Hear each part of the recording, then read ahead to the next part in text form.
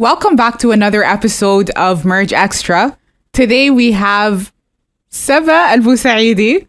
I would like to introduce her, but we were discussing this off camera. She described herself as a human, and she has many titles, mashallah. But she says titles change with people. So I'm going to throw it at you so you can introduce yourself. First, welcome to the show. Thank you so much for having me. I really appreciate it. Can you tell us a bit about yourself in your own words? I am a human, as I introduced myself earlier. I am a mother and to a 10.5-month-old baby. Very recent. Alhamdulillah. Allah يبارك في حياته. Alhamdulillah. I'm a daughter, I'm a sister, I'm a wife, I'm a friend. All the human traits. Professionally, I work for Imantel. I'm a senior manager for corporate communications. I also, at a personal capacity, chair the Esports and the Egaming Committee for Oman, and recently was appointed as the chairperson for the Women and Equality Committee for the Arab Egaming Federation. Okay. Before we get into the professional aspect, I'm very interested in the fact that, mashallah, you have a very big career portfolio. But you described yourself as a human, a wife, a daughter, a mother, all before that. Why did you say that? I think even if we go into like the professional world, we bring ourselves into it. Okay.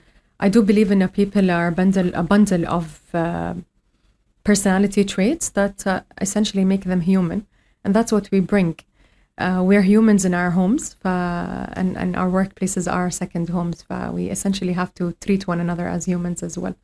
Interesting. Yeah. Very and for me, interesting. I believe titles can change with people. Okay. I could be the chairperson today, and this title could be removed tomorrow. So you wouldn't describe yourself as that? I would describe myself as that at that certain time. Okay. But not when, if it changes, it changes. Okay. And I take this with me everywhere I go, even at work. Everyone's everyone can be replaced, and I remind myself with that every single day, in order for me to just always bring the value I could bring to the table for wherever I go. Okay. Most people are very scared of change. But the way you're talking, you sound like someone who's accepted that change is a part of life. It is. How did you come to this acceptance? Because I don't think it's easy to reach what you're saying. You're saying it in a normal way, but I don't think it's easy to reach that mindset. It's not. It's very, change is really hard. Okay. A lot of people are resistant to change, and it's completely normal. It's human nature. We're very much... we very much get used to the way we live and how things are, where me specifically, I'm a routine person. I love my routine. I love waking up in the morning. Now with my new routine with a baby, I love waking up in the morning. It's him, the first person I see. Then go to work, get ready. I have that routine during the day, but I'm someone who also loves change. I noticed that if I reach to a level where I'm not able to give and I'm not able to receive as much as I'm giving, I believe it's time for a change, whether it's personal or professional. It made me much more agile to change, very much than other people. Maybe, I don't know. I think that's interesting because the field you're in, communications, it has changed a lot over the years. I do think you need this kind of personality or perspective in order to be in such a field. And the world in general is ever changing at the moment. So that's very true. With new technologies, with transformations that are happening all around us, we as humans will have to be much more agile and less resistant to change, I believe. Okay. Yeah. I want to go into your career. Tell me. I'm so interested in the fact that you started off in engineering. You broke away from that and you went into social media. I think you started your own social media company, if I'm not mistaken. So? Correct. Yes. Okay. I don't think social media was as big at the time. So I think that was a big move. And I also think, it's very difficult to move out of what you studied, what you majored in, maybe what you've worked in, to go into a completely different field. So can you talk me through that? Like, what was the process? Why did you decide to do that? It wasn't an easy process. I come from a well-educated family, alhamdulillah. And like education is really, really important to my family. And I remember when I was graduating when I was graduating school, I had to sit with my parents and we had to decide what I'm going to be majoring in, what am I going to be studying. And my top 3 were not their top 3. All of them, all your top 3 were not in their list? All my top 3 were not their top 3. Look, they were both working parents. And they had an eye on what jobs will be available by the time I would be graduating. So they had an opinion on it that they formed. They were right, because I graduated with an engineering degree. I had to study it because my family thought it would be the right thing to do. The market needs more engineers at the time when I graduated, and they were right. I graduated and I immediately got a job. Okay. But I remember I used to tell myself a lot that the day I stop enjoying doing what I'm doing, it's going to be the day that I stop doing it. From a young age. So you were telling yourself that from that young? 21, yeah. MashaAllah. And I did 9 months of engineering. It was more than enough. For you to decide that's not it. To realize that's not what I want to do. Okay. And I did follow a method that I did in my head where I had like 2 circles and I intertwined them. And I put all the things that I don't want to do out of the circle and everything I want to do in the 2 circles. And whatever that was in the middle, like in the intertwined shape, is like everything I really, really want to do. And that's what I followed. I was very passionate about communication. It was about media in general. It's something that I wanted to do. I used to be a TV presenter when I was a kid in MITV as well. So it's something that I've always had. Not a lot of people know that. So you were actually exposed to the media from a young age. I was very much exposed to the media from a very young age. It's what I followed. Okay. And at the time, I found someone who was also interested in starting a business. And they wanted to start a business in social media. They saw an opportunity at the time. And I thought, okay, it's an opportunity. It's not a big thing. It's just starting. This would be a great opportunity to start with. So I went in with all my savings. I invested in that partner. And we started the first social media agency in Oman at the time. It was the first? It was the first. Okay. And we worked with a lot of great projects. We worked with a lot of government entities as well. Portfolio was really great. And then a year later, the whole business fell apart. From working with a lot of big projects to falling apart? Falling apart because our partnership was not aligned. We had different strategic visions for the organization and how we wanted to move forward with things. So it fell apart. We were not aligned as partners. And it was completely normal. But again, I proved my parents right. that maybe the field was not the right field. I shouldn't start a business at a very, very young age. Okay. But look, I mean, I failed with that business, and then I got up and started the same business all over again. On your own? On my own. I worked full-time in my business for 4 years. And then I was headhunted by Imran, which is the tourism wing of the government. And then I left Imran after 4.5 years and worked for OQ for about 2.5 years. And did you still have your business on the side? Yes. Okay. And I currently work for Amantel. I've been working there for the past 5 years. All my career stops have been really, really great, honestly. I've learned so much in different organizations, with working with different people and different humans. I always reflect on my career. Honestly, the fact that you bring it up, I always reflect on it because I want to be someone who is seen as someone who is grown within the career. And a lot of people ask me, why did you leave your business to full-time to work in an organization? And one of the main reasons why I wanted to do that is because I did not have any proper corporate experience. Okay. And I couldn't fill the gap I had in my business where I wasn't exposed to a lot of guidelines and a lot of procedures on how corporates actually work. That was actually missing for me. And when I started my business, I was alone. So I did everything. Like I did HR, I did PRO work, I did communication, I did clients, I did business development. So I learned all aspects of what I should do in my business. But it's been great. We've grown from a full agency to a consultancy now. Okay. I also share 2 other businesses with my husband, which he manages as well. So it's been great, alhamdulillah. Alhamdulillah. Okay, I want to go back to something you said, which was once that partnership failed, you picked up and you opened your own. Yeah. I think it's very easy for people to go into, I don't want to say a failure mindset, but yani when you have a specific failure or a setback, it's difficult to then go and again start your own thing. It was difficult. Talk me through this process. How did you do that? It wasn't easy. Okay. I'm sorry if I'm making it sound easy. It's not. It wasn't easy at all. It makes, okay. It was really difficult because I lost all my money in the first partnership. So it was really difficult for me to just pick up and start again. I had to find a way to finance myself. But how did you motivate yourself? And I'm interested in the mindset that made you pick up again. I was hammered by this a lot, by the way, because I used to speak up about it quite a bit. I motivated myself. I was driven by it. I was driven by not wanting to fail. I come from a family that doesn't accept it. That was one of the main reasons. Would you say that's a good thing? I don't think it's a good thing. But at the time, it was a good thing for me to be driven by that.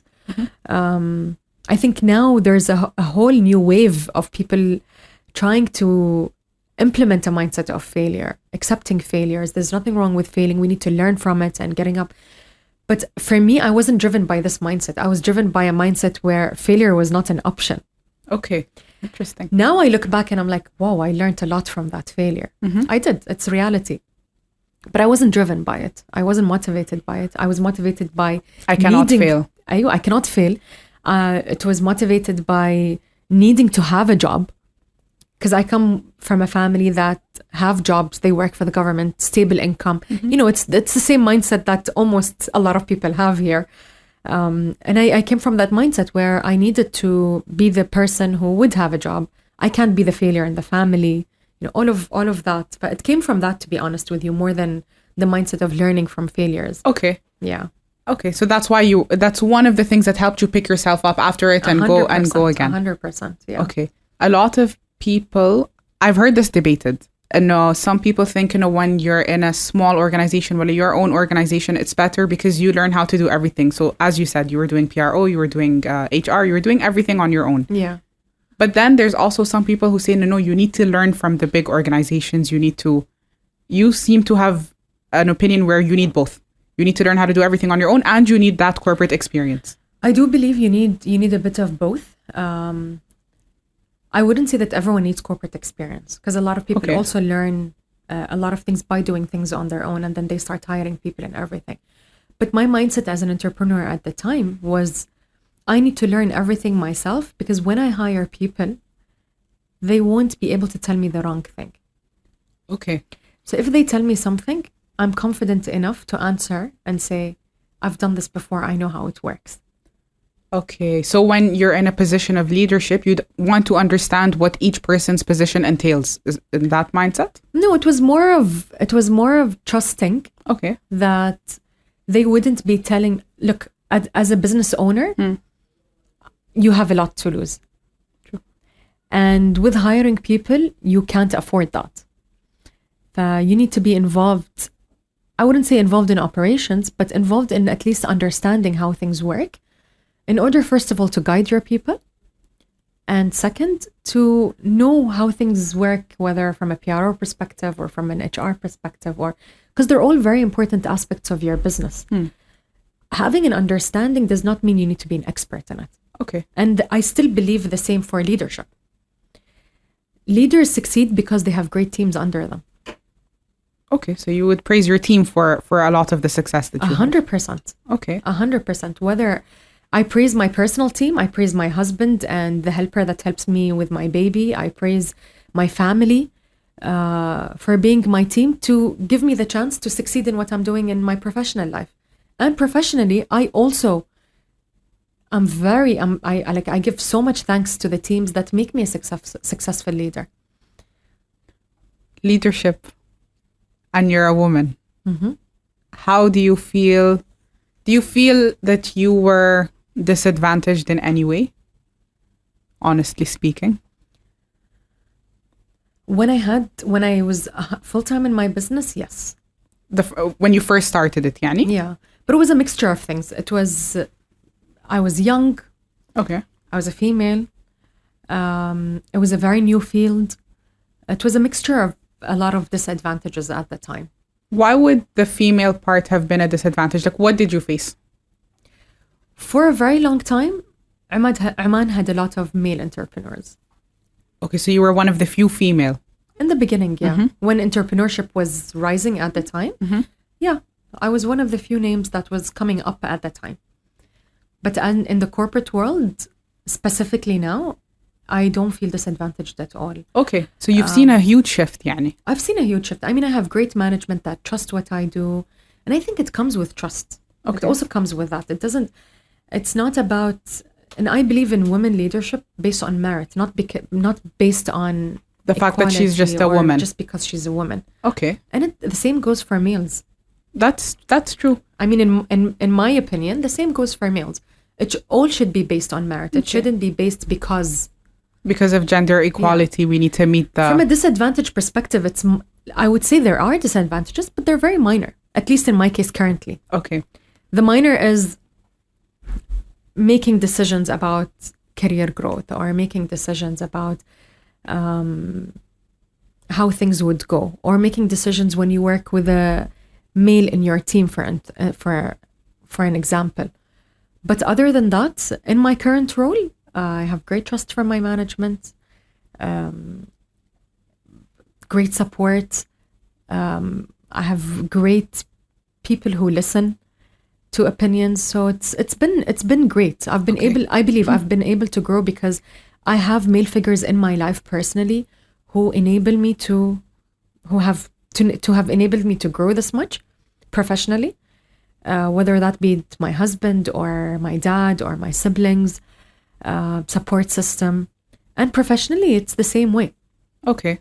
And I truly believe that we as females sometimes shy away from giving opinions because we believe that we won't be heard.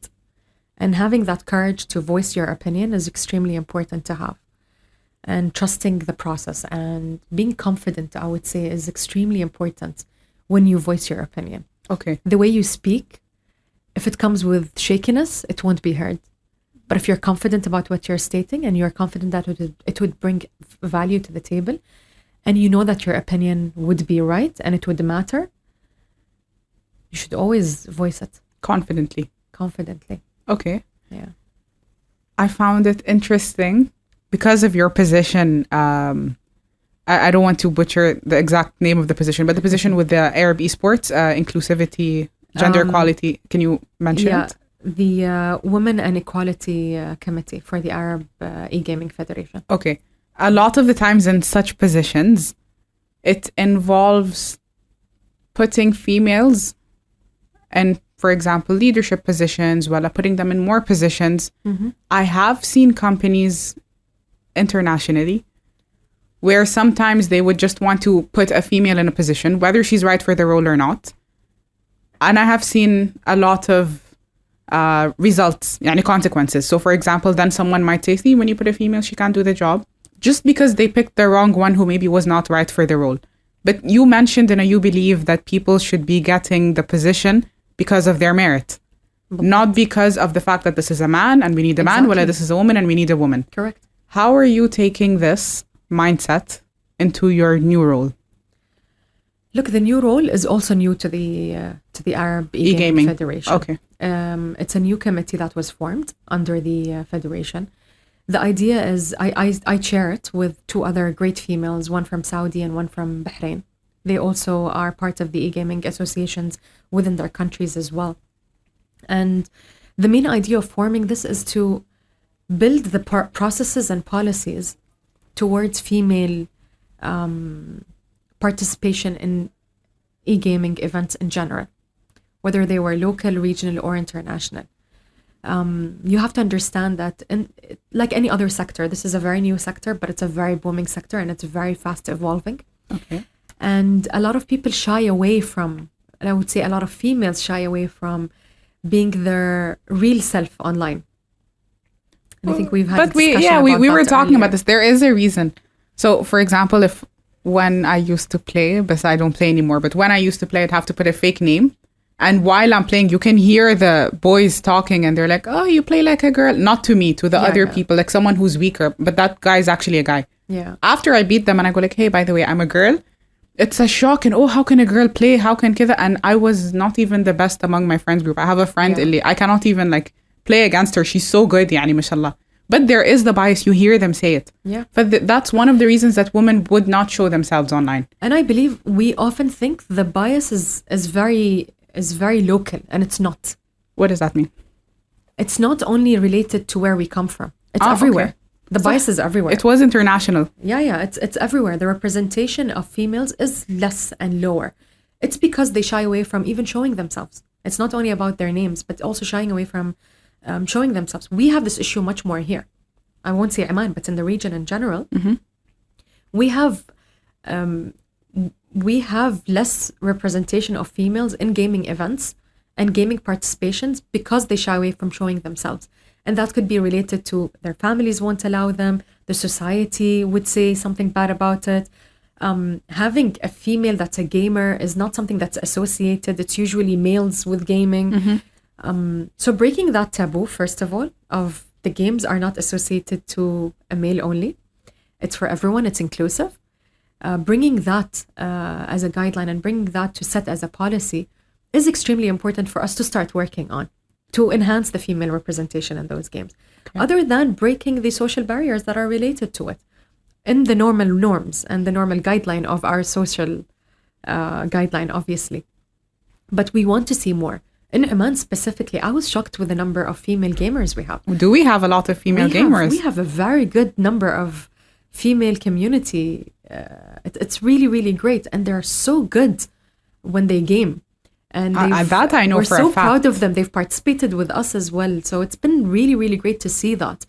And to see families actually support that as well. Supporting their girls in the sport. Supporting their girls, yeah. Interesting. We've honestly, within the committee itself, we've started talking to the Ministry of Education, and we wanted to see how we can include this within the curriculum as well. And having that from an I wish I was still in school.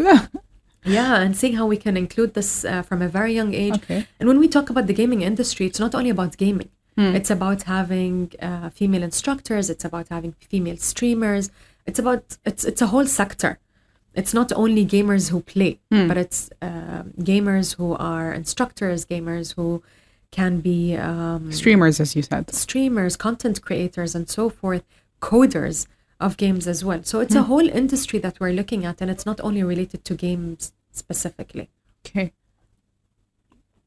My question, like what came to my mind, Yani, when you're saying this, you said that a lot of females shy away. And for a good reason. Sometimes it's because of people saying stuff. Sometimes it could be a family. Sometimes they could just feel like they're in a male-dominated space and it might feel awkward for them. But you spoke about policies, like having policies set in place to change this.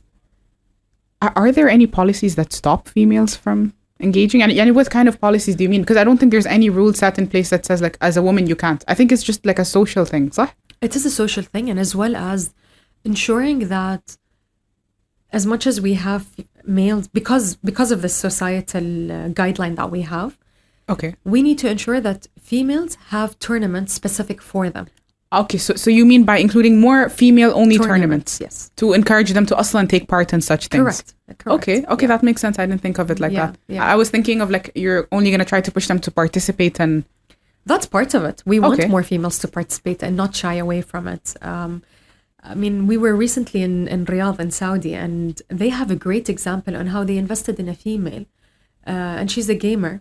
But they invested in her, and when I say investing, they didn't invest only money, but they invested time, they invested people to train her, they invested communication and marketing time with her to bring her as a female figure to enhance other female gamers to come out without having to shy away. And did they see that other females came out? They saw a good shift in about a year and a half. They saw a really good shift in the number of females that are participating and being more interested in the industry and so forth. So it was a great example to look at.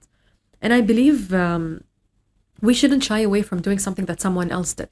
If it's going to work, why not? That's a good mindset, because sometimes it's like, I don't want to copy what they did in Saudi. But what's wrong with it? So if it worked for them, it could work for us. It could work for us. I mean, we all come from the same norms. We all come from the same social norms. We come from... You mean Khalij, يعني? أيوة الخليج. Okay. We come from the same type of set of values and everything. We grow up similar, to each other. So we share the same values, and we kind of share the same traditions as well, and so forth. So I would believe that our society norms are similar to other GCC They are countries quite as similar. well. So if there's something that succeeded somewhere else, I would love to look at it as a case To bring study it to Oman. to bring it and see how we can bring it here and implement it in that sense. So we're currently trying to work on something together. We sit on the GCC Esports Association as well. So it helps that we're part of that, because we look at different Success stories. We look at success stories. We transfer knowledge to each other. I mean, they're looking at us now because we're currently working with the Ministry of Education. It's a great example for other GCC countries. That's the whole idea of doing things together from a holistic point of view to grow the ecosystem in general, not just we're going to hide away from what we're doing and we're not going to show what we're doing. No, let's share the knowledge, because we need this to be everywhere. We don't want this to be specific to us only. Okay. And if Oman could be a success story, why not? So, Yeah. how did you get to become the chairperson of the Omani Committee for E-Gaming? I'm not a known gamer. Yeah, I'm interested. Are you a gamer? I play the very basic stuff, so I'm not going to announce it here. Okay. I come from my two younger brothers are gamers. Has nothing to do with how I was elected. But I sat in a meeting with the ministry, and I believe they liked the way I work. They noticed it and they gave me a call. And honestly, when I first got the name to be put forward and they asked me, "Are you interested?" and I said, "I'm not the right person. I know Okay. there will be other people who are much better than I am, people who have gaming experience. I don't personally game hardcore. I don't believe I would be the right person." And they said, "Saba, we will make sure that we equip you with members of the committee who have the experience in order for you to succeed as the leader of the committee." And I said, "Okay, I like that. It's a new challenge. It's a change. Let's try it out." How has it been so far? It's been really, really great. Alhamdulillah. Rabbil Alhamdulillah. Alameen. It's been super great. Alhamdulillah, the names came back from His Highness, and I would like to renew my thanks for nominating me to lead and be the chairperson of the Omani E-Gaming and Esports Committee. I have great members with me. They do a lot, mashallah. They do a lot, and they come with a wealth of experience. We've been able to sign an MOU with Russia. With Russia, For interesting. phygital gaming, like including physical and digital gaming together. Oh yeah, I was going to ask you what phygital gaming is. Phygital is a mix of physical and digital gaming. We've already hosted a tournament of phygital gaming in Oman itself. Is that مثلا when there's like a car game and there's a wheel like كذا? No. So What if does that you're mean? playing FIFA, for instance, Okay. you play a set of time of FIFA, and then you have to go on actual ground to play football. Interesting. And that comes because they want to enhance the health aspect of it. Because people Okay. who game usually would sit for long hours gaming. Without But moving, this is, 16 this hours is my record. Bringing awareness, exactly. Okay. Bringing awareness to how physical movement is really important. So they created a phygital association. Interesting. And Are we we've bringing signed that with to them. Oman? We already did a tournament in the summer, a phygital Interesting. tournament in Oman. We were one of the first countries to actually activate the MOU. We signed for the second time with the Saudi Esports Association as well. They have great efforts there as well in that front. We've had a lot of regional participations with a lot of Omani gamers, and hosted a few tournaments here ourselves in Oman. We're currently working with a few colleges that are interested in hosting their own gaming events. Interesting. So it's been really interesting, and it's been really great to see how a lot of people have been calling us to form partnerships within the country itself, because they're aware and they understand how big the industry is going to be. I mean, in other countries, it's a $1 billion industry from a coding perspective. Is it not a $1 billion industry? Like here? Yeah. We hope that we're going to get there. This is what we're working towards. Okay. This is what we want to bring into Oman. The ministry has been really supportive. We've met a lot of great external, international potential partners who we potentially would want to work together in the next 5 years to make this a $1 billion or $1 million industry, inshallah. Inshallah, ya Rab. Inshallah. Okay. These are very big roles, mashallah, that we talked about. And this is like, we haven't even discussed your other corporate positions, like your position at Oman Tel. How are you balancing between these other roles, being a mother of a newly born, يعني technically that's a newborn, صح? He hasn't passed 1 year, صح? No. طيب, and then obviously as women, we also have a role as wives. You have a responsibility to your family. The fact that you mentioned that first is clear to me that you're not يعني shirking on your responsibilities with your family. But mashallah, you're very passionate about your career and what you're doing. How are you balancing that? Do I want to say the word balance doesn't exist in general? Okay, explain further. Look, for me, I truly believe that if you try and balance something, you're going to compromise on something else. You know, it's funny you asked me about this because I was talking to a friend about this a few days ago. And we mentioned that it's not about having balance. It's about where you set your priority every day and how much time you want to give it. So you change your priority day to day? I change my time priority towards what I'm passionate about and how I do it. That's one thing. And obviously, I won't be able to even do that or even think of that if I didn't have the right support. I have a very, very supportive husband. Alhamdulillah. Okay, you mashallah, alhamdulillah, Allah يبارك لكم يا رب ويزيد المحبة والsupport, because I'm sure you're supporting him too. He's supporting you. That's very clear.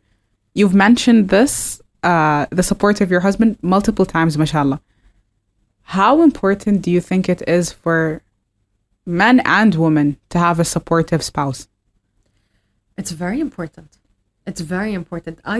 Look, I have a very supportive family in general as well. Alhamdulillah. It's my husband, my family, my sister and my siblings, my parents. They're very supportive. My parents-in-law are very supportive as well. Okay. I travel quite a bit with my job, and I travel quite a bit with the Esports Committee as well.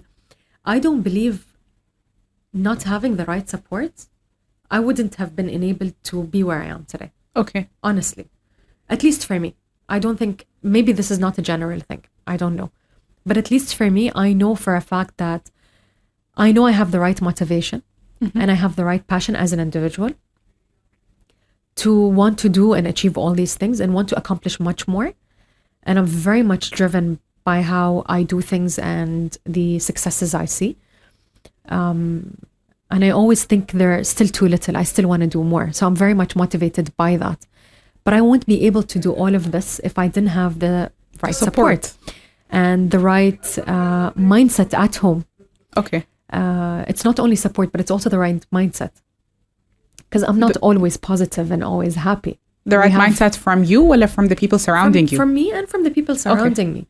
That's really, really important. Having the right mindset with the people around you would make you or break you. Because we as people, or at least for me, I feed my energy from other people as well. And if I'm sitting all the time with someone who's negative, oh, you won't be able to do this. How are you not being with your son in the morning? How are you being at work? You're giving work much more time than you should, and all of that. Then I would be sucked into that energy where it wouldn't give me enough motivation to do what I'm doing currently. Okay, makes sense. But I'm also surrounded by that mindset. You are able to do it. I always hear, I'm very proud of you. You know, baby Ahmed would be very proud of his mom seeing what she's doing right now.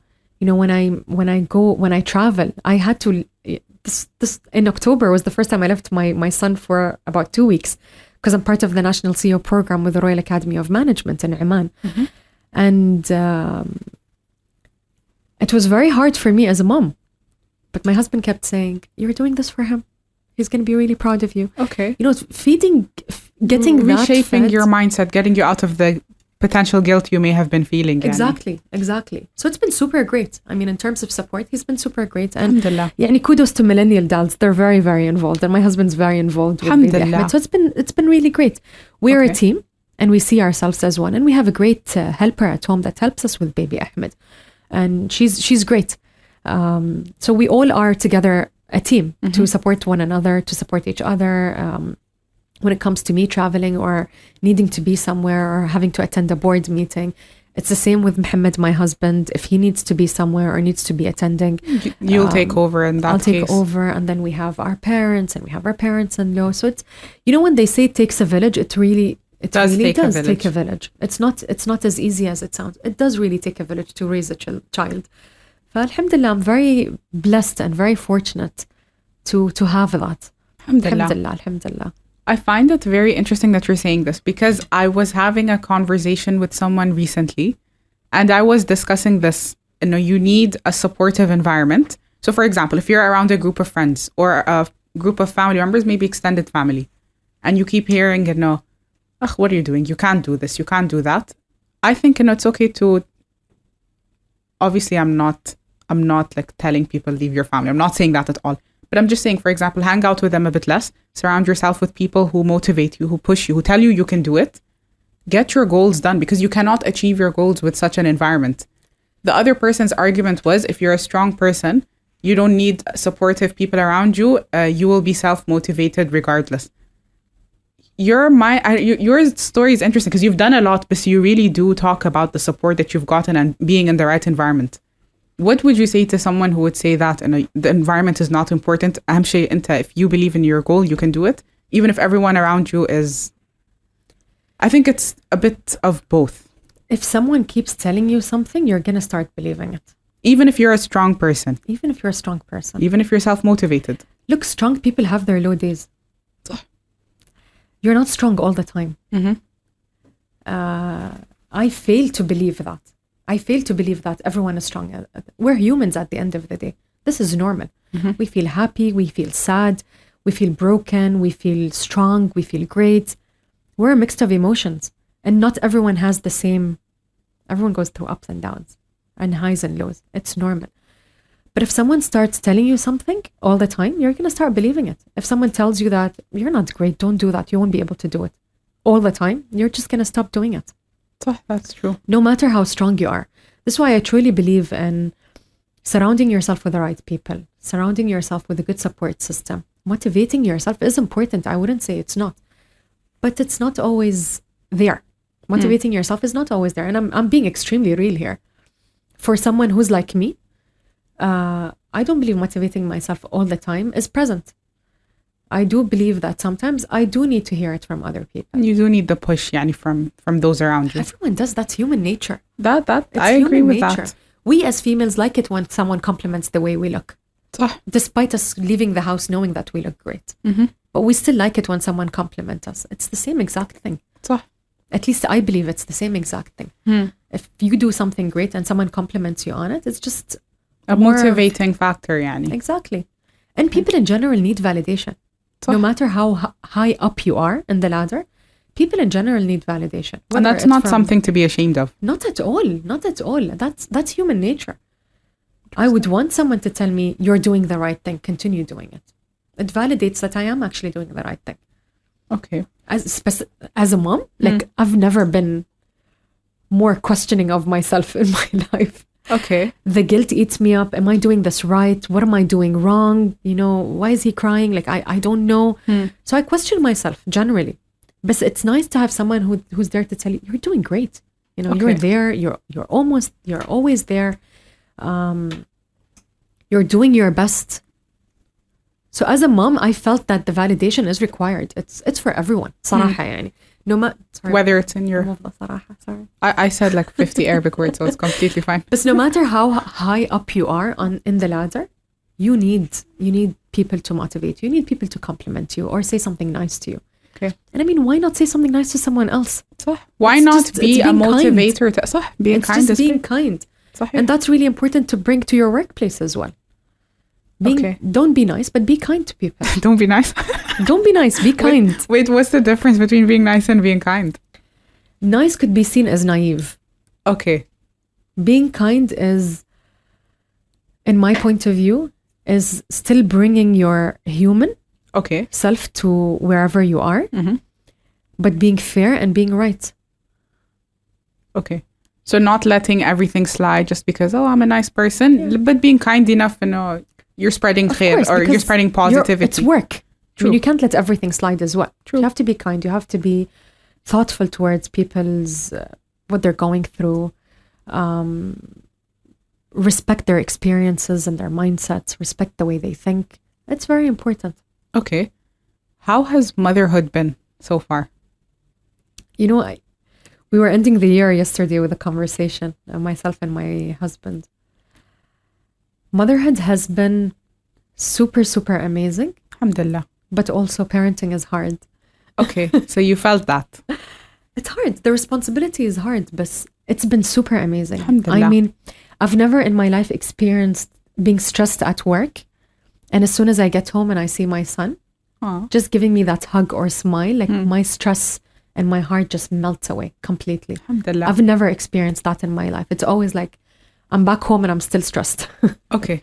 But with having, you know, they say they're such a blessing, and they are such a blessing. I feel so blessed being a mom. Alhamdulillah. Alhamdulillah Rabbil Alameen. I'm very blessed to have baby Ahmed, and I'm very blessed to have his father as well. And we're all blessed to have each other. Alhamdulillah Rabbil Alameen. Alhamdulillah. Alhamdulillah. طيب, the reason I asked that is because we have been having a push overall internationally, not just in Oman, in the world, of females being more career oriented. And there has been a push, okay, ما بقول feminism, because it's not always feminism. Like sometimes it's just like, no, women do need their rights in certain aspects. Let's discuss that. Other times it's maybe they're kind of like, no, we need to push women into everything and stuff. Even something that maybe some women might not also want to be in. Mm-hmm. But there has been a lot of talk, and women are more career oriented these days than I think before. But I have heard from a lot of women here in Oman, at least because I attend these talks and stuff. They're afraid of becoming wives and mothers because they think, you know, it will affect their career. I think it's a shame because, you know, they really want to be moms, but they also don't want to affect their career. They push that aside, and we do have a biological time clock. What would you tell women who are afraid to become mothers because of their careers? I know it's an individual thing. Like, I know it depends on what career you have. It depends on what kind of support system you might have. But overall, what's your opinion on that? I believe it's completely normal to feel that way. Okay. It's very normal to feel that way. I mean, honestly, I feel that. Yeah, I felt that way as well. What's your message to them after becoming a mother and experiencing this? It's not easy. Okay, that's honest. It's very honest. It's not easy. And it's not easy to strike the balance between both. Because you also want to be the mom who is present, and you want to give 100%. And I know they say it's the quality time that you spend rather than how much time you spend. But also you don't want to be seen in your career place because you want to be a career person as someone who's, oh, look at her, she became a mom and things changed. Okay, so she's shirking from her work responsibilities because of becoming a mother. Setting boundaries is really, really important. At home or at work? At work. Okay. When becoming a mother, I believe. Setting boundaries is really important. How do you do that without sounding like... Look, I can't be in a position to advise quite a bit on this because I work in a very supportive environment to motherhood. We have great motherhood policies. We have a nursery downstairs. We have feeding rooms. We have 2 hours feeding. You know, it's great motherhood policies, but not everyone has this luxury. We have great work from home policies as well. But then you have many other positions that you hold. I would still put you... I mean, I would still put you as someone who really has to figure out how you're going to balance or not balance. It's all about balancing time. Okay. That's why I mentioned priority. I make a priority of my time every day. So if I'm working from home today, how much of priority will go to the e-gaming? The e-gaming committee is a part-time thing. It's not a full-time thing. Although it feels like a full-time thing. It's a part-time thing, but I have the luxury of a good team. Alhamdulillah. Great members. So it's been super great with that. With my current job as well, I mean, the policies really support motherhood in general, but also striking the balance of how much time attention I'm given to work and not compromising on the quality of work I provide is a daily struggle. It's a daily struggle because I'm the type of person who would give 100%, whether I'm at home or I'm at work. So honestly, if someone else has great advice for me as well, I would love to hear it. So you would like to hear advice on how to do this? Because it's hard. Okay. And the only thing I would say is, I know it's hard, but you're not alone. Okay. Knowing and understanding that is, and you know, this feeling comes from legacy of male domination. In what way? For us as females, because it's a worldwide thing. It's not a Oman thing. But because males have been in leadership positions for the longest time, it's always been the thing. Okay. Us going through a phase where we say, but we want more equality, we want more females in leadership positions.